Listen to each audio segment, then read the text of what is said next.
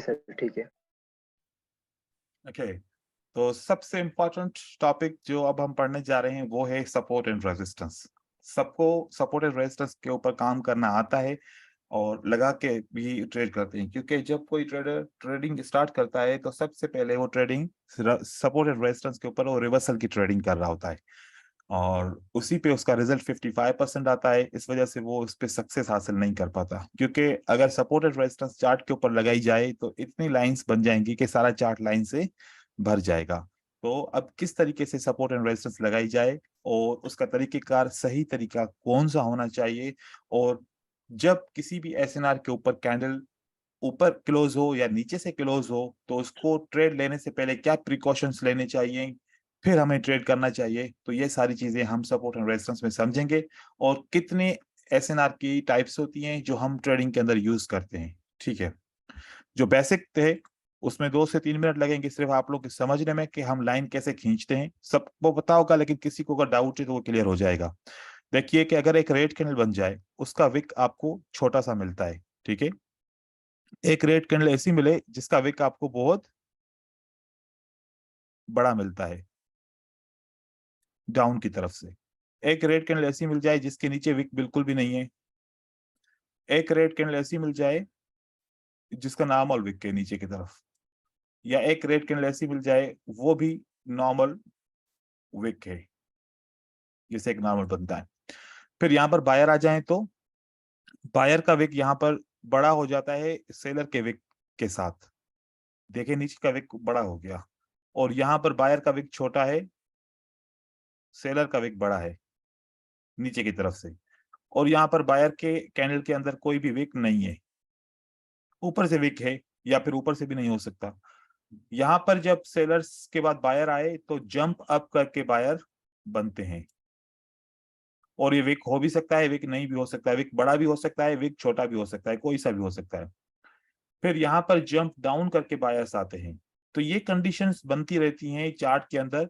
Market इस तरीके से कोई भी रिवर्सल पैटर्न बना रही होती है। जो हम रिवर्सल पैटर्न समझते हैं, इंगल्फिंग हो सकता है, पियर्सिंग लाइन, इनसाइड बार, आउटसाइड बार, या बुलिश हरामी, ये सारे इस किस्म के पैटर्न बन सकते हैं। सपोर्ट एंड रेजिस्टेंस लगाने का जो बेस्ट तरीका होता है, वो सबसे पहले जो हम लाइन लगाते हैं वो ओपन प्राइस पे लगाते हैं। ये ऑफिशियली लाइन कही जाती है कि ये वाला जो जहां से बायर ने स्टार्ट किया, जहां से विजिबल है, अगर हम पहली लाइन लगाएं तो यहां पर लगा सकते हैं। इसको हम सपोर्ट अकेले भी मान सकते हैं, और अगर आपको लगता है कि विक्स बड़े हैं साइज में, तो फिर हम दूसरी लाइन बना के जोन बना सकते हैं सपोर्ट या रेजिस्टेंस बनाने के लिए। तो दूसरी लाइन अगर सपोर्ट बनाते हैं तो सबसे नीचे वाली कौन सी विक है, चाहे वो रेड की हो चाहे वो ग्रीन कैंडल की हो, तो हम वो वाली लगाते हैं। जैसे यहां पर लगा लिया, जैसे यहां पर लगा लिया, जैसे यहां पर लगा लिया। ये हमारा कंप्लीट सेट बन गया सपोर्ट बनाने के लिए। अब यहाँ पर क्या एक प्रॉब्लम आता है, कभी कभार ऐसा होता है कि या तो रेड कैंडल का विक बहुत बड़ा होता है नीचे की तरफ से, या तो रेड ग्रीन कैंडल का विक बहुत ज्यादा बड़ा होता है। जैसे कि ऐसे भी हो सकता है, इस तरीके से ऐसे बड़ा बन जाता है बाजू का। तो फिर यहाँ पर परेशानी ये होती है कि अब अगर पूरी जून लेते हैं तो फिर इसके अंदर तो 2 से 3 कैंडल आ जाएंगी। अब क्या करें? तो ये भी सपोर्ट तो है, इसको इग्नोर तो नहीं किया जा सकता। तो देखें कि अगर आपको जोन बहुत बड़ी नजर आती है कि बहुत बड़ी बन जाएगी, तो आपको यहाँ पर लेने की जरूरत नहीं है, आपको एक माइनर सी जोन बनानी है, ये इतनी सी बस। जहां पर आपको लगे कि विक्स बहुत ज्यादा हैं तो आप छोटे विक को ले लें। छोटी सी जोन, जोन की एक जो स्टैंडर्ड साइज होती है कोई भी जोन बनाने के लिए, वो ये होती है। अगर इससे बड़ी जोन बने तो फिर आप छोटे विक को आप ले सकते हो। ठीक है, इस तरीके से सपोर्ट बनेगी, और सपोर्ट के बाद ऐसे ही रेजिस्टेंस बनाएंगे। पहले ग्रीन कैंडल आएगी, उसके बाद फिर रेड कैंडल आएगी, और वहां पर ओपन प्राइस और विक जो हाईएस्ट हाई होगा उसके हिसाब से, अगर बहुत ज्यादा हाई है तो फिर उसका जो दूसरा वाला विक है हम उससे एक लाइन जोन बना सकते हैं। ये है सिंपल तरीका। लेकिन अगर इस तरीके से अगर हम सपोर्ट एंड रेजिस्टेंस बनाएंगे तो बहुत ज्यादा लाइनें बन जाएंगी और पता नहीं चलेगा कि कौन सी लेवल को ट्रेड करें और कौन सी लेवल को ट्रेड ना करें। ठीक है, ये तो तरीका था। अब यहां पर ये बात समझ में नहीं आती कि हम कैसे समझें कि कौन सी सपोर्ट स्ट्रांग है और कौन सी सपोर्ट वीक है। यहां पर अगर आपको एक सेलर की कैंडल मिलती है, स्ट्रॉन्ग कैंडल, और उसके बाद एक वीक कैंडल मिलती है, और दूसरे सेटअप के अंदर आपको एक वीक कैंडल के बाद, या फिर दोनों भी स्ट्रांग हो सकती हैं, आपको एंड वाली कैंडल जो है वो स्ट्रांग मिलती है। तो आप देखेंगे, अपने माइंड से पूछें कि जब सेलर वीक होंगे तो बायर आसानी से आ सकते हैं, या जब सेलर स्ट्रांग होंगे तो बायर आसानी से आ सकते हैं। आपको लॉजिक क्या बताती है कि जब सेलर की कैंडल वीक होगी तभी बायर आसानी से आ सकते हैं। तो अगर जहां पर बायर आसानी से आपको समझें कि आ सकते हैं, तो वो हम सपोर्ट उस ग्रीन कैंडल की जितनी भी हाइट हो, जितनी भी बॉडी हो, लेकिन हमने फोकस करना है ऐसी कैंडल के ऊपर जिसके बाद ये बायर आया है, और वो कैंडल है रेड कैंडल, वीक कैंडल है। तो इस किस्म की जितनी भी एसएनआर बनेगी, हम इसको वीक एसएनआर काउंट करेंगे। ये हमारी वीक एसएनआर रहेगी। लेकिन यहां पर सेलर की कैंडल बहुत स्ट्रांग है, अगर इसके बाद छोटा सा भी बायर आ जाए, चाहे वो स्पिनिंग कैंडल की तरह ही क्यों ना हो बायर, या उससे थोड़ा सा बड़ी साइज का ही क्यों ना हो, या इन्वर्टेड हैमर ही क्यों ना हो, कोई सी भी कैंडल आ जाए इस तरीके से, तो यहां पर जो सपोर्ट बनाएंगे वो सपोर्ट होगी स्ट्रांग सपोर्ट। तो ये कैंडल जो सपोर्ट बना रही है, ये हमारे लिए एक स्ट्रांग सपोर्ट है। तो अगर आप स्ट्रांग रेड कैंडल के बाद आपकी सपोर्ट बनती है, तो वो स्ट्रांग कहलाएगी। आपने फोकस ग्रीन कैंडल को नहीं करना, आपने फोकस करना है रेड कैंडल को। इसी तरीके से रेजिस्टेंस बनाने के लिए आपने रेड कैंडल को फोकस नहीं करना, आपने ग्रीन कैंडल को फोकस करना है। इससे आपको ये आइडिया हो जाएगा कि कौन सी स्ट्रांग है, कौन सी वीक है। अब अगर हमने इसकी परसेंटेज के हिसाब से देखा जाए, तो ये 80 प्लस के काम करती है एसएनआर, और ये 55 प्लस या 55 तक जो है एसएनआर काम करती है। तो यहीं पर एक फिल्टर बन जाता है कि अगर वीक एसएनआर काम करेंगे तो लॉसेस के चांसेस ज्यादा हैं, और अगर स्ट्रॉन्ग एसएनआर के ऊपर काम करेंगे तो विनिंग के चांसेस ज्यादा हैं। तो यहां से इस एसएनआर को स्किप कर दें, तो ये वाली एसएनआर को यूज करें, तो आपके स्किप हो जाएंगे और ये आपका रिजल्ट अच्छा देना आना शुरू हो जाएगा। सिर्फ और सिर्फ आप कैंडल की एंड को देखें कि कौन सी कैंडल आखिर में क्लोज हुई है। इसका ब्रेकआउट होता है, मोस्टली रिवर्स होता है। इसके ऊपर कैंडल क्लोज होती है, वो भी मार्केट में रिवर्स होती है। इसका ब्रेकआउट होता है, मार्केट कंटिन्यू कर लेती है, या फिर इसके ऊपर सपोर्ट पे कैंडल क्लोज होती है, तो कभी काम करती है तो कभी काम नहीं करती, क्योंकि इसको ब्रेक करना आसान है। ठीक है, क्योंकि इसकी जो रीजंस होते हैं, जब बायर सेलर जब वीक हो चुके तो बायर को वापस आने की जरूरत क्या थी, बायर को ऊपर कंटिन्यू करने की जरूरत थी। तो बायर अगर वापस आ जाए तो it means that they will break support level. तो ये थोड़ी सी लॉजिक अपने जहन में रखेंगे। फिर जब हम किसी भी सपोर्ट के ऊपर काम कर रहे होते हैं, फॉर एग्जाम्पल कि एक सपोर्ट हम यहां पर लगाते हैं, ये हमारे पास एक सपोर्ट है, ठीक है। अगर ये सपोर्ट के ऊपर इस रेड कैंडल क्लोज होती है, तो पॉसिबल है कि रेड कैंडल ऐसे क्लोज हो जाए, ये इस तरीके से इस सपोर्ट के ऊपर क्लोज हो सकती है, या फिर ऐसा हो सकता है कि इस सपोर्ट के ऊपर ऐसे क्लोज हो जाए कि नीचे वाली लेवल को ब्रेक नहीं किया, टच नहीं किया, सिर्फ ऊपर वाली लेवल को मार्केट ने ब्रेक किया। अब याद रखिए कि एक कानून है कि जब भी कोई लेवल प्राइस ऊपर से आके डायरेक्ट क्लोज हो जाए तो ये सपोर्ट है, और अगर ये वाली लेवल पे थोड़ी सी प्राइस नीचे आ गई तो ऊपर वाली लेवल क्या बन गई हमारी, ये रेजिस्टेंस बन गई। तो यहां पर अगर कैंडल क्लोज हो जाए, तो बाज औकात क्या करते हैं लोग कि जब रेड कैंडल इस सपोर्ट के ऊपर क्लोज हो जाती है तो फौरन से एक बाय का ट्रेड करते हैं, और उनका बाय का ट्रेड फेल हो जाता है। उसका रीजन मैं आपको बताऊं, क्योंकि ये कैंडल इस सपोर्ट को ब्रेक कर चुकी है, पहले वाली लाइन को, दूसरी वाली लाइन को इसने टच नहीं किया। अब पहले वाली लाइन जो ये वाली लाइन है, ये यहां पर रेजिस्टेंस का रोल प्ले करेगी, ठीक है। तो यहां पर क्या होता है कि सेलर क्या करेंगे, डायरेक्ट यहां पर ऐसे आके ये कंट्रोल मार्केट में नहीं आएंगे। सेलर क्या करेंगे, जंप लगा के इसी रेजिस्टेंस से रेजिस्टेंस लेके मार्केट को कंटिन्यू करेंगे, ठीक है। या फिर अगर यहां पर एक रेड कैंडल ऐसे ही क्लोज हो जाए, और अगर बायर आना चाहते हैं मार्केट में, तो बायर को जंप लगाने की जरूरत नहीं है, और अगर बायर जंप लगा के आना भी चाहते हैं तो बायर इस नीचे वाली सपोर्ट को लेके मार्केट को ऊपर की तरफ लेके जाएंगे, ये पॉसिबिलिटी है। और बाकी अगर आप इस रेड कैंडल के इस ऑप्शन पे जाएंगे तो यहां पर न जंप ना लगे, इन केस में कोई भी जंप नहीं लगता, जैसे कि सेलर ने जंप अप नहीं किया या बायर ने जंप डाउन करके नहीं आए, तो यहां पर रेड कैंडल अगर बनने के चांसेस या फिर यहां पर ग्रीन कैंडल बनने के चांसेस 50-50 हो जाएंगे। तो अगर कोई भी जंप नहीं लगता तो आपने अवॉइड करना है, क्योंकि ये चांसेस 50-50 हो जाएंगे। ये वाले एसएनआर एक कैंडल क्लोज होगी तो काम नहीं करेगी। एक तो आप ये तरीके से है। यहां पर हमने एक चीज मेंशन की, जंप, जंप अप या जंप डाउन। अब यहां पर उसका कानून स्टार्ट होता है कि क्यों इस तरीके से क्यों होता है। बाकी ये वाली जो कैंडल हमने यहाँ पर सपोर्ट पे क्लोज किए, इसके बाद अगर कैंडल आ जाए और कोई भी जंप ना बने तो मोस्टली ये वाली कैंडल रिवर्स करती है। या फिर ऐसा हो सकता है कि एक रेड कैंडल ऐसे क्लोज हो जाए, भले बीच में कैंडल क्लोज हो जाए, लेकिन उसको नीचे वाली कैंडल लाइन से रिजेक्शन मिलती है, तो यहां पर ज्यादातर चांसेस होते हैं कि बायर की कैंडल आ जाती है विदाउट जंप, क्योंकि नीचे वाली लाइन उसको टच हो गई है। और फिर दूसरी, अगली रेड कैंडल ऐसे भी क्लोज हो सकती है कि नीचे वाली लाइन पे ही डायरेक्ट क्लोज हो जाए। तो नीचे वाली लाइन पे अगर क्लोज होती है कैंडल, तो इसके दो ऑप्शंस हो सकते हैं। अगर सेलर आना चाहे और अगर बायर आना चाहे तो क्या हो सकता है। तो 3 दफा मैं ये ड्रा कर रहा हूं कैंडल, यहां से यहां। अगर सेलर आना चाहते हैं तो या तो इस लेवल से रेजिस्टेंस लेके मार्केट को कंटिन्यू करेंगे, या तो इसको जंप डाउन करके कंटिन्यू करेंगे। जंप डाउन कितना भी हो सकता है, बस इस लेवल से नीचे होना चाहिए। और अगर कोई भी जंप नहीं लगता तो फिर यहां से बायर आ सकते हैं। तो ये ऑप्शंस होते हैं, किसी भी कोई भी कैंडल किसी भी सपोर्ट के ऊपर क्लोज हो जाए तो आपको वहां पर मेक श्योर करना होता है कि प्राइस की ओपनिंग प्राइस कैसी है।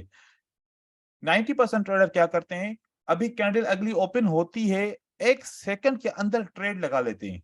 ये कंफर्म नहीं करते कि कैंडल ने जंप लगाया है या नहीं। कैंडल अपनी प्राइस जहां पर प्रीवियस कैंडल क्लोज हुई वहां से अगली कैंडल ओपन हो रही है कि नहीं। हमने कम से कम 3 से 4 सेकंड ये मेक श्योर करना होता है कि कैंडल में कोई जंप ना लगाओ, क्योंकि अगर आपका डिसीजन बाय है और सही डिसीजन है और जंप लग गया तो वह सेल बन जाएगा, या फिर आपका डिसीजन सेल का है और वो सही डिसीजन है, जंप लगा तो वो बाय बन जाएगा। बाकी आपका डिसीजन ही अगर गलत था तो फिर जंप लगेगा तो आपका तो ट्रेड विन हो जाएगा, आपको लगेगा कि मेरा सेटअप काम कर रहा है। तो आप इस जंप को समझेंगे, तो इस वजह से जंप्स कंटिन्यू करते हैं। अब जंप क्यों लगते हैं, ये बात आपको ध्यान में रखनी पड़ेगी कि जंप किसी एसएनआर की वजह से लग रहे हैं, क्योंकि उसी एसएनआर को स्किप करना, उसी एसएनआर को ब्रेक करना, उस वजह से जंप लग रहे हैं। इट मींस दैट जब भी दो कैंडल के बीच में जंप होगा तो वहां पर एसएनआर का रोल होता है, और आप जरूरी नहीं है कि वो एसएनआर फाइंड करें कि कहां पर है।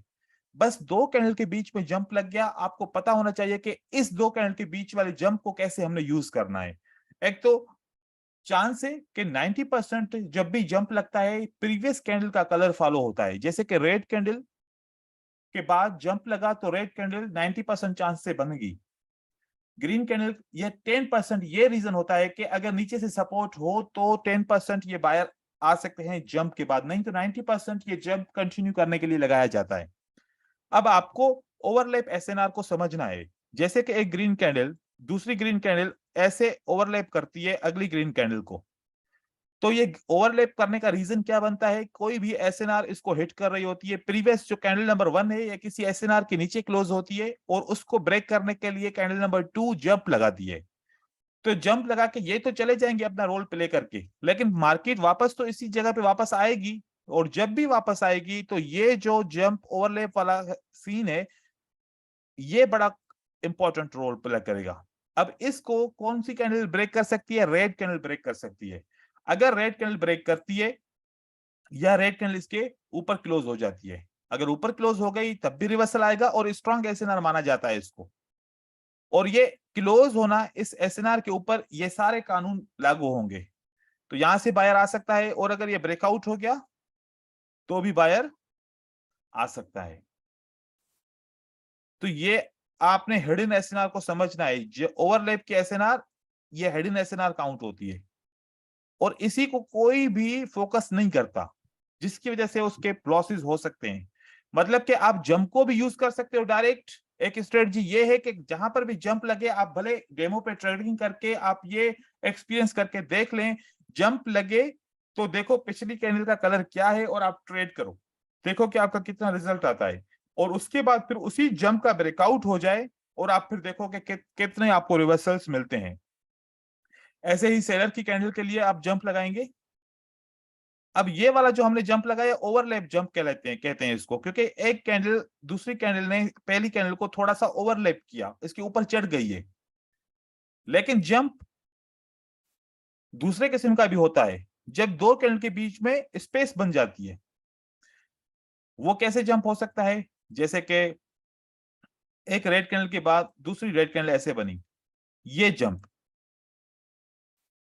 अगर इसके विक्स बड़े भी हों, इससे कोई फर्क नहीं पड़ता कि आपको विक्स को क्या कुछ करना है, नहीं नहीं, आपने वो वाली पॉइंट लेनी है जहां पर गैप लगाए। आप यहां से पॉइंट ले लेंगे ऐसे, ये वाली पॉइंट, ये आपके लिए एसएनआर है। सेम यहां पर ब्रेकआउट होगा, मार्केट रिवर्स करेगी, और यहां पर इसके ऊपर क्लोज होगी तब भी मार्केट रिवर्स करेगी। तो ये हिडन एसएनआर है, आप इसको यूज करेंगे, इस पे आपका रिजल्ट बहुत ज्यादा आएगा और स्ट्रॉन्ग एसएनआर के ऊपर आपका रिजल्ट ज्यादा आएगा। तो ये है 2 से 3 किस्म एसएनआर के। अब इसके बाद हम दूसरे एसएनआर के किस्म पढ़ेंगे। यहां पर किसी को कोई कंफ्यूजन है वो मुझसे सवाल पूछे, मैं क्लियर कर देता हूँ।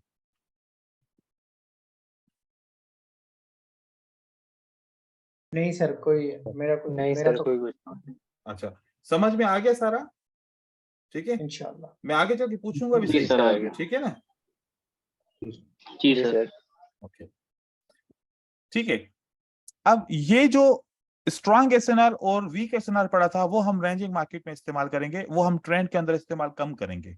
ट्रेंड के अंदर हम कौन सी एसएनआर को यूज करेंगे? वो होगी support becomes resistance and resistance become support. मैं आपको दो एक एग्जांपल दे रहा हूं। यहां पर देखिए कि यहां पर एक बायर की मूवमेंट है, ठीक है, और बायर की मूवमेंट से पहले एक सेलर की मूवमेंट थी। तो ये सेलर की मूवमेंट ने क्या बनाया? एक सपोर्ट बनाया। अब दोबारा सेलर की मूवमेंट आती है मार्केट के अंदर, ठीक है, फिर दूसरे ऑप्शन के अंदर मैं ऐसी एक मूवमेंट बनाता हूं जहां पर सेलर की मूवमेंट आती है या बायर की मूवमेंट आती है पहले, वो इस लेवल को ब्रेकआउट कर लेती है। लेकिन ब्रेकआउट करने से पहले हमें पता था कि यहां से एक रेजिस्टेंस बनी थी, वो रेजिस्टेंस जो हम अभी यूज कर रहे हैं, ये वाली रेजिस्टेंस, ये इस वजह से मार्केट रिवर्स आई थी और फिर अभी उसी मार्केट का क्या हुआ है? ब्रेकआउट हुआ है। अब हम देखें कि यहां पर बायर्स की मूवमेंट हुई। इस मूवमेंट के अंदर हम इसकी स्पेस को चेक करते हैं कि बायर कितने हैं और सेलर कितने हैं। तो यहां पर सेलर्स को देखें। अब रिसेंटली किसने कवर किया है इन बायर्स को? सेलर्स ने कवर किया। लेकिन अगर दोनों की मेजरमेंट करें तो दोनों में क्या फर्क है? जितने सेलर्स हैं उतने ही बायर्स हैं। लेकिन अगर मैं यहां पर सेलर्स को देखूं और मैं यहां पर बायर्स को देखूं, तो अब यहां पर क्या पता चलता है कि इसमें बायर्स ज्यादा हैं, यहां पर इक्वल है। मैं इस एसएनआर को बोलता हूं ओपन एसएनआर, ठीक है, सिर्फ समझने के लिए ओपन एसएनआर बोलता हूं, ताकि ये ओपन है, ये सेटअप आपका 50% काम करेगा ट्रेंड के अंदर, ये 50% काम करेगा। ये वाला जो सेलर को बायर ने कंट्रोल किया, एक ऑर्डर फ्लो बना, और उसके बाद ये बायर इस सपोर्ट को, जो रेजिस्टेंस थी पहले, अब सपोर्ट बन चुकी है, अगर यहां पर दोबारा कैंडल क्लोज हो जाती है इसी सपोर्ट के ऊपर, तो इसके जो काम करने के चांसेस हैं वो ओपन एसएनआर से बहुत ज्यादा हैं। और इसको अगर आप ट्रेड करेंगे तो आप ट्रेंड डायरेक्शनल के वे में ट्रेड कर रहे हैं, आप काउंटर ट्रेडिंग नहीं कर रहे। तो ये जो अगर रिवर्सल होगा तो इसके जो आपको चांसेस मिलेंगे वो 80+ मिलेंगे।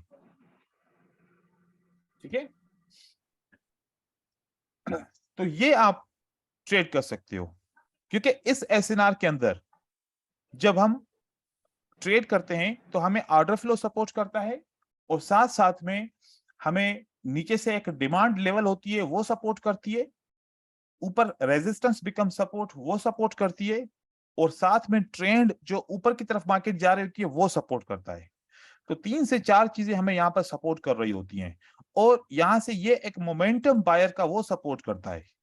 तो अगर ऐसे आप ट्रेड करेंगे तो ये आपके ज्यादा विनिंग मिलेंगे। ट्रेंड के अंदर जब भी एसएनआर को यूज करो, रेजिस्टेंस बिकम सपोर्ट और सपोर्ट बिकम रेजिस्टेंस को यूज करें, ये आपका बेस्ट होगा। इसको एक एज ए स्ट्रेटजी बना के भी आप ट्रेड कर सकते हो, क्योंकि फ्लो भी इसके अंदर साथ है, और जब हम सप्लाई एंड डिमांड को पढ़ेंगे तो वो भी इसके साथ हो जाएगा। तो ये एक सेट बन जाएगा 2 to 3 स्ट्रेटजीज का।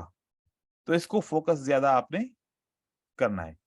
Support become resistance and resistance become support में आप लोगों को कोई कंफ्यूजन है तो पूछिए। मैं इसका एक सेटअप बना रहा हूं ताकि आपको पता चले कि अगर विक्स हो तो हम किस तरीके से लेंगे।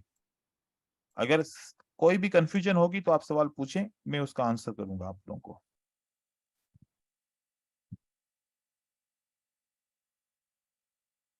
अभी तक मुझे किसी ने सवाल नहीं पूछा सर इस एसएनआर के ऊपर 1 मिनट के लिए ट्रेड करेंगे या 5 मिनट के लिए ट्रेड करेंगे या 3 मिनट के लिए ट्रेड करेंगे, कि ये सवाल आपके जहन में नहीं आ रहा?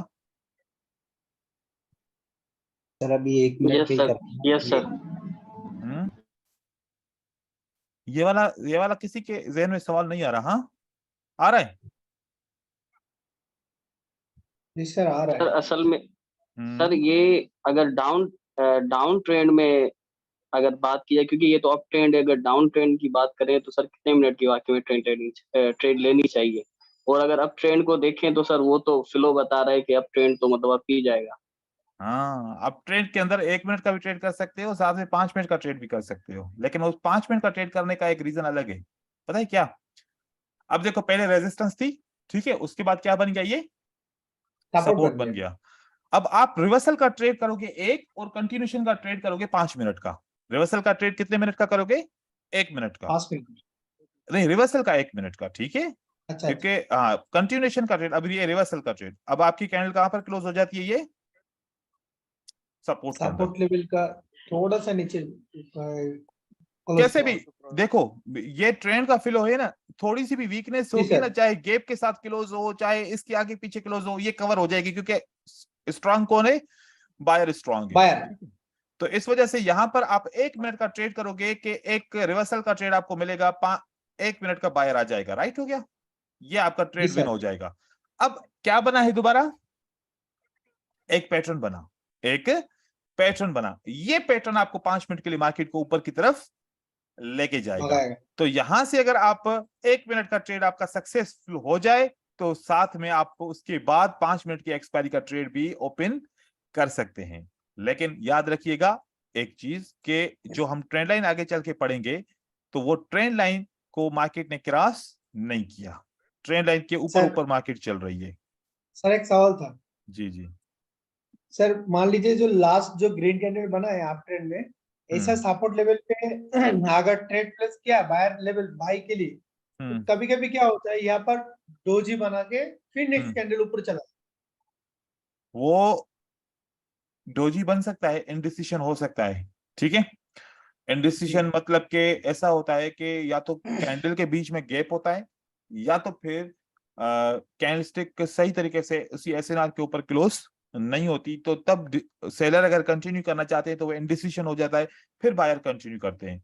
तो ये कंडीशन हो सकती है, क्योंकि डोजी तब आता है जब कोई एक पार्टी इंटरेस्टेड नहीं होती। क्योंकि डोजी कैंडल का रोल क्या है आने का? या तो सेलर इंटरेस्टेड नहीं है, या तो फिर बायर इंटरेस्टेड नहीं है। तो हम वो देखते हैं, फॉर एग्जाम्पल अगर यहाँ पर बायर की जो कैंडल बनी है, अगर बायर इंटरेस्टेड नहीं है तो यहाँ पर क्या बन सकता है? डोजी बन सकता है। नहीं, डोजी बनेगा, सेलर नहीं बनेगा। मतलब कि देखो कि ये एक चीज को याद रखो कि यहाँ पर एक रेजिस्टेंस लेवल है, ठीक है। इस रेजिस्टेंस लेवल के नीचे कैंडल क्लोज होती है बायर की गैप के साथ, तो अगली कैंडल क्या होगी? गैप तो है तो ग्रीन होने का चांसेस भी ज्यादा है। ग्रीन होगी सर, ग्रीन 100% ग्रीन होने के चांसेस है, ठीक है। लेकिन एक चीज है कि बाउंस बैक भी हो सकता है कभी कभार। कभी कभार बाउंस बैक कैसे होता है? अगर भले ही कितनी एसएनआर दूर हो, लेकिन इस एसएनआर के अंदर इतना पावर है, क्योंकि आपने अगर डिसीजन लिया है ना कि प्राइस कंटिन्यू करेगी, तो ये 100% राइट डिसीजन है ट्रेडर का। लेकिन अगर प्राइस ऊपर की तरफ जाए और इस लेवल ने बाउंस किया और मार्केट नीचे की तरफ आ गई, तो आपका इसमें कसूर नहीं है, और ऐसा मार्केट में होता है 10 to 15%। ठीक है, इस तरीके से होता है। तब ये आप नहीं कहेंगे कि एसएनआर या फिर ये मेरा ट्रेड फेल हो गया, नहीं, ये ऐसा हो सकता है। ये आप सोच लें कि कभी भी किसी एसएनआर के करीब आप ट्रेड करेंगे तो बाउंस बैक का खतरा होता है। ठीक है, नहीं तो मोस्टली तो मार्केट ऊपर ही चली जाती है। ठीक है, अगर बैड लक है तो फिर तो आपको पता है ना, बैड लक में तो सारे ट्रेड ही ऐसे ही मिल जाते हैं। ठीक है, बाकी अगर बायर यहां पर इंटरेस्टेड नहीं है तो बायर ऊपर जाएंगे, ठीक है, लेकिन सस्टेन नहीं कर पाएंगे, तो यहां पर क्या बन जाएगा, डोजी बन जाएगा। अब ये डोजी बता रहा है कि बायर्स आर नॉट इंटरेस्टेड, लेकिन अगर गैप होता ना, सेलर्स नहीं आ सकते थे, तो अब ये बायर्स आर नॉट इंटरेस्टेड, अब सेलर आएगा यहां पर। सेलर लेकिन एक दफा कंफर्म करेगा। सेलर क्या करेगा, एक दफा कंफर्म करेगा, अपनी सप्लाई वाली लेवल से कंफर्म करेगा कि आ जाओ भाई, हम चले नीचे, तो फिर इसको टच करके फिर मार्केट में ये सेलर आ जाएगा। ये कंफर्म जरूर करता है इस लेवल से, तो हमें थोड़ा सा ऊपर चल के ट्रेड करना पड़ेगा। यहाँ पर अगर प्राइस आती है, यहाँ से रिजेक्ट होती है, कंफर्म करके बाद में हम ट्रेड कर सकते हैं। तो अब ये सेलर आ गया। अब सेलर जब आ गया, अब आप यहाँ पर देखें तो यहाँ पर कंट्रोल विक है। अब कंट्रोल विक एक एसएनआर का रोल प्ले करती है, तो यहाँ पर किसकी कैंडल आनी चाहिए, ग्रीन कैंडल आना चाहिए सर। ग्रीन मतलब ग्रीन कैंडल, सबको पता है कि ग्रीन कैंडल आनी चाहिए। तो यहाँ पर अब ये एक डोजी, लेकिन यहाँ पर क्या बन गया, डोजी। अब मतलब किसने आंसर किया, बायर्स ने आंसर किया कि वी आर नॉट इंटरेस्टेड। ठीक है, अब कौन आएगा, सेलर्स ने सेलर आएगा। सेलर्स ने किया होगा नहीं, क्योंकि ये कंट्रोल विक है ना, कंट्रोल विक से तो मार्केट रिवर्स करती है ना। कौन कह रहा है, मेहताब कह रहा है। मेहताब पहले क्लास को भूल गए। नहीं है सर, सही है सर। ठीक है, तो यहाँ पर देखो कि यहाँ पर फिर सेलर्स आ जाएगा। अब ये डोजी क्यों आ रहा है, अब आपको पता चला ये दोनों डोजी क्यों आए थे। दोनों दफा बायर्स इंटरेस्टेड नहीं थे, तो मार्केट भी इस तरीके से चलते हैं। फिर क्या क्या होता है, कभी कभार अब अगर एक कैंडल इसी सपोर्ट के नीचे क्लोज हो जाती है, तो अब अगली कैंडल 100% एक्यूरेट क्लोज होती है। ठीक है, अगली कैंडल क्या बनेगी, रेड बननी चाहिए सर, रेड बनना चाहिए, लेकिन गैप अप और गैप डाउन लगा देगा फिर सर वो प्रोजेक्ट हो सकता है। पहले देखना पड़ेगा सर कैंडल कहां पर ओपनिंग हो रहा है। अब बताओ क्या हुआ, अब किसने आंसर किया, सेलर्स ने आंसर किया। वी आर नॉट सेलर्स ने आंसर किया, वी आर नॉट इंटरेस्टेड। तो यहाँ पर फिर सेलर की जगह पे वो नॉट इंटरेस्टेड हो गया, फिर यहाँ से बायर आएगा। ठीक है, और बायर मार्केट को कंटिन्यू कर लेगा। तो देखो कि doji is a communication candle, तो डोजी कम्युनिकेट करती है सेलर और बायर के बीच में, क्योंकि कोई तो एक पार्टी कभी कभार इंटरेस्टेड होती है, कभी कभार इंटरेस्टेड नहीं होती। जब नहीं होती तो वो डोजी की कैंडल बनती है, और डोजी इसलिए बनते हैं। और खास करके डोजी दूसरी वजह भी होती है। कैसे कि फॉर एग्जांपल आपने 10 लाख रुपए की इन्वेस्टमेंट करनी है, मैंने 50 लाख की इन्वेस्टमेंट करनी है, दूसरे किसी दोस्त ने 1 लाख से ज्यादा की इन्वेस्टमेंट करनी है, लेकिन हमें पता है कि 15 मिनट के बाद एक न्यूज आनी है। क्या आनी है, एक न्यूज। तो हम अभी अगर लाखों रुपए की इन्वेस्टमेंट करेंगे, तो हमें पता है कि 15 मिनट के बाद न्यूज आ रही है। अगर नेगेटिव हुई तो मार्केट नीचे आ जाएगी, और पॉजिटिव हुई तो मार्केट ऊपर की तरफ चली जाएगी। और अगर अभी हमारी एनालिसिस कहती है कि you need to go in up direction, right. अभी सबकी एनालिसिस क्या कहती है कि मार्केट अप ट्रेंड के अंदर है, और आपकी एनालिसिस कहती है पैटर्न के हिसाब से कि मार्केट को ऊपर जाना चाहिए। लेकिन 15 मिनट के बाद न्यूज, अब न्यूज का किसी को भी पता नहीं होता कि पॉजिटिव आएगी या नेगेटिव आएगी। तो अब हम यहां से 15 मिनट के बाद मार्केट में न्यूज आने वाली है, हम यहां पर कोई जो है ना $10 मिलियन की इन्वेस्टमेंट होने वाली है, सारे दुनिया के ट्रेडर्स रेडी हैं। ठीक है, अब कौन 10 मिलियन की इन्वेस्टमेंट करेगा 15 मिनट के वेट के बगैर, हो सकता है कि नेगेटिव न्यूज आ जाए। तो 15 मिनट के बाद ही ये लोग इन्वेस्टमेंट करेंगे ना, कि जो भी न्यूज आएगी उसके हिसाब से सेल करना है या फिर बाय करना है। तो ये 15 मिनट तक मार्केट में क्या रहेगी, वोलेटाइल ज्यादा रहेगा, अनसर्टेनिटी। ठीक है, न सेलर बहुत, मतलब न बहुत बड़ी पार्टियां सेलर की रेडी होंगी ट्रेड करने के लिए, ना बहुत बड़ी पार्टियां बायर की ट्रेड करने के लिए रेडी होंगी। यहाँ पर कौन ट्रेड करेगा? यहाँ पर वो हम जैसे जो रिटेलर्स ट्रेडर होते हैं छोटे छोटे वाले, वो उनको पता ही नहीं होता, वो बस मलंग बने होते हैं, ठीक है। उनको न्यूज का कोई फर्क ही नहीं पड़ता, बस ट्रेड कर रहे होते हैं। लॉस हुआ तो ठीक है, विन हुआ तो छक्का लग गया, ठीक है। तो वो उनकी वजह से वो देखो वो ऐसा 5% जो है ना वो लोग होते हैं जो ट्रेड ऐसे नहीं करते, वो वेट करते हैं, क्योंकि वो 5% वही लोग होते हैं जो बहुत बड़ी मिकदार में ट्रेड कर रहे होते हैं। बाकी 95% सब वो ऐसे जैसे कि हल्के सल्के ट्रेडर होते हैं, किसी के पास $200, किसी के पास $500, किसी के पास $1000 या $5000, इस तरीके से वो ट्रेडिंग जो कर रहे होते हैं, वो न्यूज की फैक्ट वगैरह को नहीं देखते, वो बस ट्रेड कर रहे होते हैं, उनको ट्रेड करने से मतलब होता है। तो फिर अनसर्टेनिटी पैदा होती है मार्केट को मूव कराने वाली, एक या डाउट था। मार्केट। जी, 1 मिनट में कंप्लीट करूं। तो हाँ, इसको जो है ना कंटिन्यू कराने के लिए बहुत बड़ी पार्टीज होती हैं, वो मार्केट को कंटिन्यू कराती हैं, रिटेलर्स मार्केट को कंटिन्यू नहीं कराते। ठीक है जी, पूछिए सवाल भाई। हाँ सर, न्यूज़ कभी आता है पर? हम्म न्यूज़ का एक टाइमिंग रहेगा ना सर? न्यूज़ कभी आता है? न्यूज़ का टाइमिंग भी रहेगा ना? हाँ, वो उसका टाइमिंग का उसका कैलेंडर मिलता है। हर हर एक महीने का कैलेंडर भी ले सकते हो, एक हफ्ते का कैलेंडर भी ले सकते हो, और रोज का कैलेंडर भी मिलता है। वो फ्री होता है, वो हर वेबसाइट के ऊपर अवेलेबल होता है। वो मैं आप लोगों को जब उसके न्यूज के रीडिंग के बारे में आएगा ना टॉपिक, तो मैं आप लोगों को समझाऊंगा उसको, ठीक है। अच्छा, चलेगा। ठीक है, तो देखिए कि न्यूज की वजह से भी मार्केट में अनसर्टेनिटी आती है, और अनसर्टेनिटी जब आती है तो मार्केट में क्या आते हैं? डोजीज आते हैं। और जब मार्केट में वॉल्यूम नहीं होता, जैसे कि सुबह की मार्केट में वॉल्यूम नहीं होता, सुबह की मार्केट में बहुत ज्यादा डोजीज आते हैं। तो डोजी इस वजह से आते हैं, और ये बीच में कम्युनिकेशन भी होते हैं, इसके कुछ रीजंस होते हैं। और डोजी के एसएनआर को भी हम यूज कर सकते हैं, ये भी बहुत इंपॉर्टेंट एसएनआर होती है, इसके विक की एसएनआर, क्योंकि ये सिंगल कैंडलस्टिक पैटर्न भी कहा जाता है इसको, ठीक है। अब यहाँ पर कुछ में गैप्स क्या। सर जी सर अगर ऐसे हो कि दो से ज्यादा डोजी भी एक साथ बनती हैं, तो सर उसका भी सेम सेंस होता है कि अगर हाँ, रेजिस्टेंस के ऊपर अगर खत्म होती है, देखो तो वहां से जो है ना सेलर कंटिन्यू करना चाहते हैं, तो ये सेम। देखो कैसे होता है, ऐसे होता है। अब यहाँ पर क्या हुआ कि एक ग्रीन कैंडल रेजिस्टेंस के नीचे क्लोज हुई, तो किसको आना था? सेलर को। और सेलर ने क्या बोला कि मेरे पास सप्लाई नहीं है, मैं नहीं आ सकता, ठीक है। नहीं, मैं नहीं आना चाहता, ठीक है। फिर दोबारा बायर ने बोला कि भाई हम तो पहले ही रेजिस्टेंस पे आपको मार्केट पहुंचा के चुके हैं कि हम नहीं आएंगे, हाँ, हम नहीं जाएंगे ऊपर। तो दोबारा एक डोजी बन जाएगा। तो फिर सेलर बोलेगा कि अब इसको आना है, बार बार डोजी नहीं बन सकते, बस 2 से 3 डोजी बनते हैं। फिर सेलर को कंटिन्यू करना पड़ेगा सप्लाई, क्योंकि सेलर में पैनिक आएगा कि यार बायर इंटरेस्टेड नहीं है, तो सेल करो, नुकसान ना हो जाए, ठीक है। मतलब पैनिक होता है मार्केट में, सही है। इसलिए इसलिए बार बार डोजी नहीं बन सकते, मार्केट में पैनिक होता है। अगर बायर ने डोजी बोल दिया ना एक दफा, तो यहां पर इतनी सेलिंग आना शुरू हो जाएगी, इतनी के मार्केट बड़े स्ट्रांगली गिरेगी नीचे यहां से, क्योंकि मार्केट में नजर लगा के बैठे होते हैं वो ट्रेडर्स, कि थोड़ी सी भी हिंट मिलती है ना, तो वो उस हिंट को लेके मार्केट में अपने स्टॉक को खाली कर देते हैं, नहीं तो फिर बहुत ज्यादा नुकसान हो सकता है, ठीक है। सही है सर, बिल्कुल सर।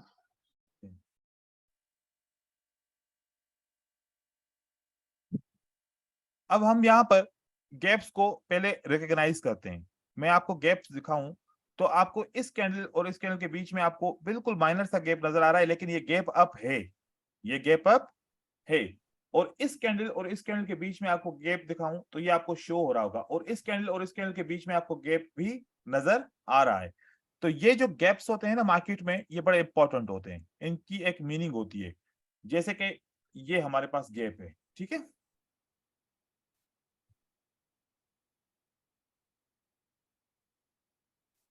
इसको गैप एसएनआर भी हम काउंट कर सकते हैं। अब आप यहां पर थोड़ा सा फोकस कीजिए। नंबर 1, ये गैप ऐसे गैप जो है ना ब्रेकआउट हुआ, ये गैप क्या हुआ? ब्रेकआउट हुआ। इस ब्रेकआउट की वजह से मार्केट रिवर्स हुई। जब मार्केट रिवर्स हुई, तो ये कैंडल कहां पर क्लोज हो गई? जो गैप की एसएनआर है उसके अंदर क्लोज हो गई। अब किसको आना चाहिए था? सेलर को आना चाहिए था, राइट। सेलर्स को।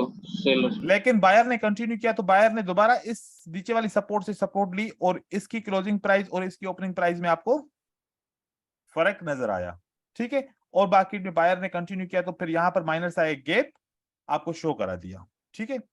एक ये रीजन। दूसरा, गैप देखें,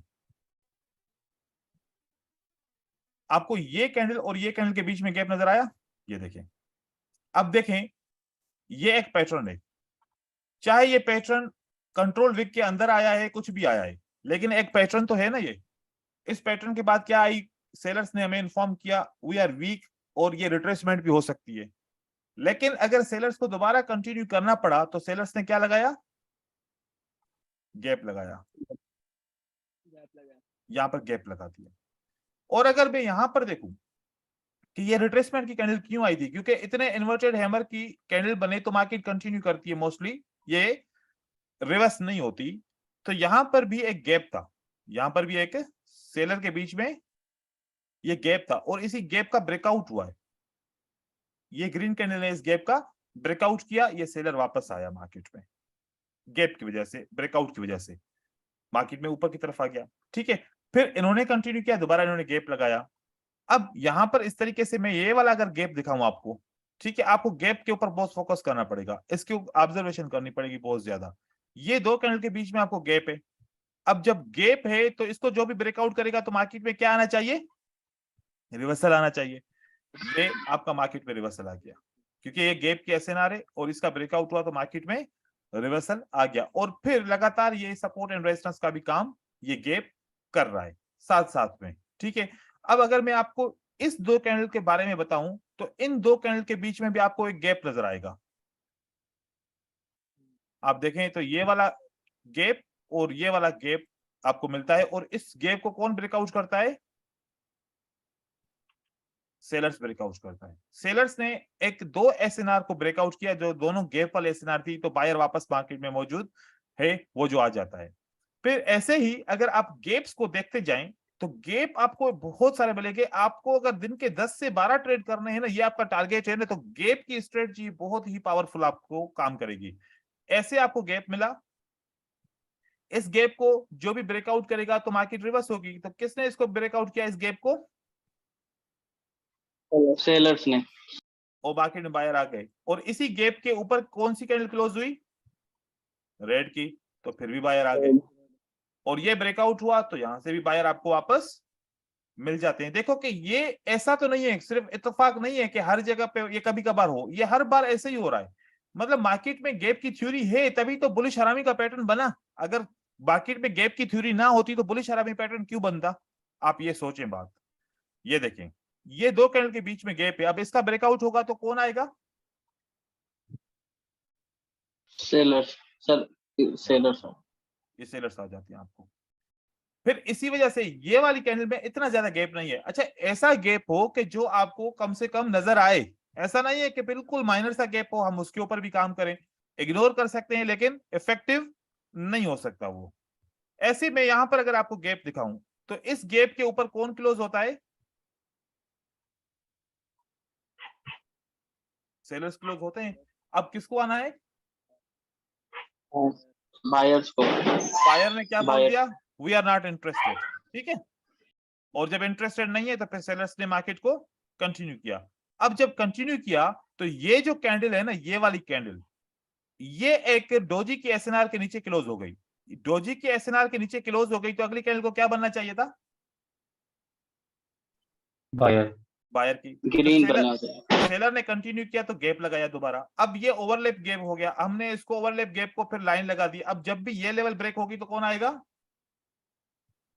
बायर, मार्केट में बायर्स के बाद सेलर आ सकते हैं। देखो ये इतना बड़ा ब्रेकआउट हुआ, इतना बड़ा, हालांकि ये टेस्ट भी हो चुकी है लेवल, ये इतना बड़ा ब्रेकआउट होने के बाद आप देखो कि सेलर्स यहां तक आते हैं और बाउंस बैक होता है। क्या होता है, फिर बाउंस बैक होता है, और इतनी माइनर सी कैंडल। लेकिन ये कैंडल मैं समझता हूं कि डोजी है। अगर हम कहीं कहीं पर दूसरी किसी डेटा पे देखें तो ये हमें डोजी कैंडल जरूर मिलती है।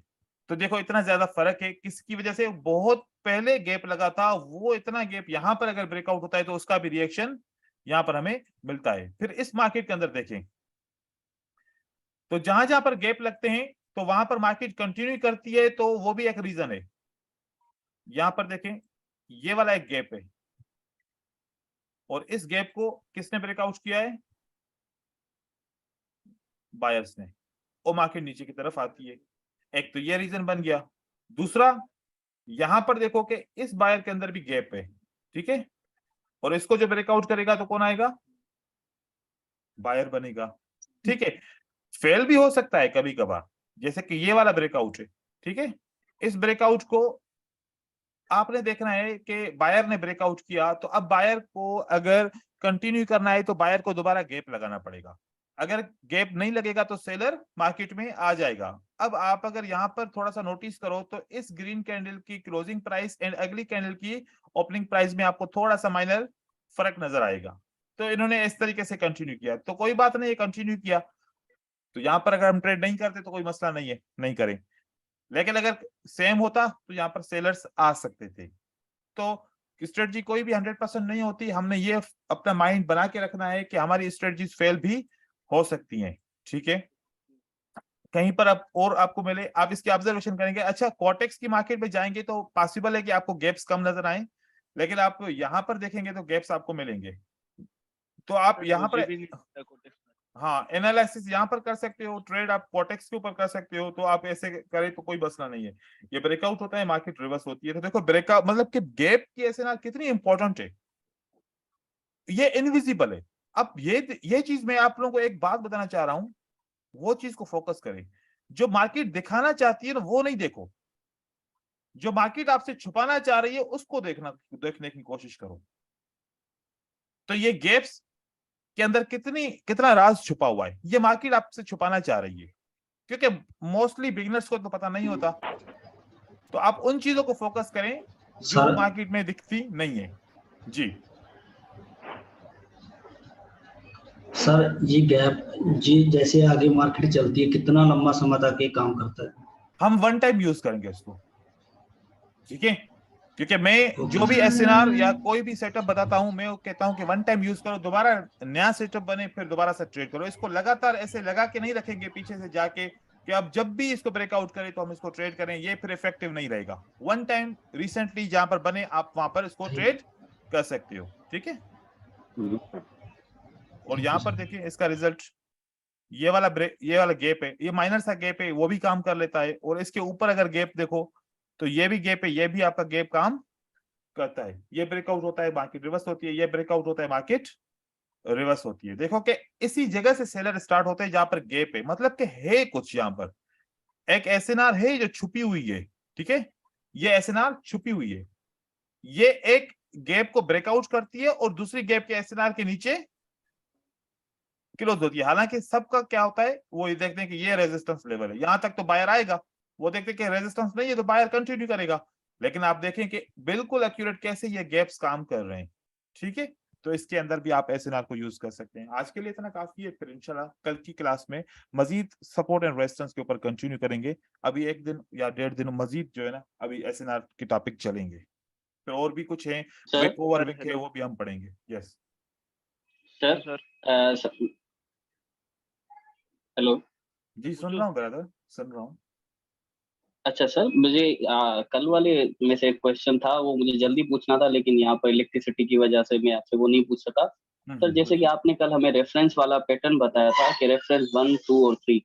तो जैसे रेफरेंस 1 में आपने कहा कि मतलब बायर्स की या सेलर्स की डिमांड खत्म हो जाती है, तो एक सिंगल कैंडल को देखकर फिर उसके बाद सर 2 बननी चाहिए या 2 से ज्यादा भी बन सकती हैं? 5 भी बन सकती हैं, 6 भी बन सकती हैं, लेकिन वो ट्रैप हो सकता है, वो ट्रैप हो सकता है। जैसे कि यहाँ पर देखो कि यहाँ पर क्या होता है कि ये स्टॉप हुआ, राइट, फिर रेफरेंस 2 बना, तो आपने ये ट्रेड कर लिया, आपका विन हो गया। अब उसके बाद भी बनता है, वो भी विन होता है, उसके बाद भी बनता है, वो भी विन होता है, लेकिन ये बहुत कम बनता है, ये बहुत कम बनता है। हम इस पे ट्रेड करेंगे कभी विन नहीं तो मोस्टली लॉस होगा। तो हम सिर्फ रेफरेंस 3 तक जा सकते हैं, चीजों को हम थोड़ा सा अलग तरीके की नजर से देखेंगे, क्योंकि अगर बार बार एक ही चीज के ऊपर ट्रेड करते रहे तो लालची बन जाएंगे। लालची नहीं बनना यहाँ पर, हमें जो है ना थोड़े से ऐसे सेटअप पे ट्रेड करना है जो ज्यादा एक्यूरेट हो। तो बार बार ऐसे मार्केट बन सकती है, जैसे कि मैं आपको दिखाऊं कि ये बायर के बाद ये रेफरेंस 1 बना, ये रेफरेंस 2 बना और ये रेफरेंस 3 के ऊपर हमने ट्रेड किया, सही है। साथ में रेफरेंस 4 भी तो बना, वो भी तो विन हुआ, लेकिन रेफरेंस 5 फेल हो गया ना। ठीक है, और इसी तरीके से हम रेफरेंस को देखेंगे मोस्टली के रेफरेंस हम क्योंकि मार्केट के ना एक वेव का एनालिसिस है कि अगर इंपल्स बनता है तो 8 से 12 कैंडल ऊपर जाती है। कितने? 8 से 12। करेक्शन बनता है तो 3 से 4 या 5 कैंडल नीचे की तरफ आती है। तो अगर यहाँ से एक वेव बन रहा है तो 12 कैंडल अगर हो गई तो अब किसी वक्त भी मार्केट नीचे की तरफ आ सकती है ना। तो इसलिए हम बस एक ही रेफरेंस को 3 कैंडल के अंदर तक ट्रेड करेंगे, मजीद ट्रेड नहीं करेंगे। हाँ, कब ट्रेड करेंगे? अगर ये कंसोलिडेशन मार्केट में हो तो फिर आपको 10 से 15 कैंडल ट्रेड करने को मिलती हैं। कंसोलिडेशन मार्केट में, ट्रेंड में तो नहीं करेंगे हम इस तरीके से। ठीक है, सर एक पूछूं मैं? बस एक सवाल पूछो, उसके बाद फिर हेलो। बंद करेंगे क्लास। जी पूछे। हाँ सर, ये IQ ऑप्शन में ना, आप जैसे ये पैटर्न है ना आपका, मतलब दिख रहा है जैसे कैंडल्स पीसी में, वैसे IQ ऑप्शन के मोबाइल में नहीं दिखता। तो मोबाइल में तो नहीं दिखेगा ना, मोबाइल का तो एप्लीकेशन के अंदर आपको सिर्फ डिजिटल दिखेगा, बाइनरी भी नहीं दिखेगा। तो आपको कंप्यूटर, क्योंकि ये तो सर कंप्यूटर पे ट्रेड वेबसाइट, करना होता है, वेबसाइट के ऊपर। हाँ या तो फिर आप वेबसाइट पे दिखता है। देखो, मैं आपको बता रहा हूँ, अगर मोबाइल पे हाँ यूज करना है तो फिर आप वेब के ऊपर यूज करेंगे, मतलब को गूगल क्रोम के अंदर ओपन करके वहां पर ट्रेड करोगे तो फिर वहां पर आपको मिलेगा। ठीक है, अगर सिर्फ मोबाइल की एप्लीकेशन पे ट्रेड करोगे तो फिर उस पे सिर्फ आपको डिजिटल मिलेगा, बाइनरी नहीं मिलेगा। ठीक है, तो उसके बहुत सारे डिफरेंट डिफरेंट एप्लीकेशंस पे आती हैं। ऐसे आप करें कि आप कंप्यूटर के ऊपर ट्रेड करें, ट्रेडिंग कंप्यूटर पे होती है। आप मेरी स्क्रीन देख रहे हैं कितनी बड़ी है, तो अगर स्क्रीन बड़ी ना हो तो फिर इंफॉर्मेशन ही नहीं आएगी ना। अगर एक मोबाइल की हाँ स्क्रीन के अंदर कितनी 8 से 10 या 12 कैंडल आएंगी ना, उसमें क्या हम देख सकेंगे? तो उसमें देखना थोड़ा सा मुश्किल लगता है। हाँ, मजबूरी हो सकती है, किसी के पास कंप्यूटर नहीं है, वो फिर मोबाइल पे यूज करता है, लेकिन फिर वो मोहतात होकर ट्रेड करे, समझ के ट्रेड करे और थोड़े से ट्रेड करे, ज्यादा ट्रेड ना करे। ठीक है, सर। ठीक है, मिलते हैं कल की क्लास में इंशाल्लाह। अल्लाह हाफिज। Thank you. अल्लाह हाफिज सर। Thank you. अल्लाह हाफिज। Thank you sir. Thank you.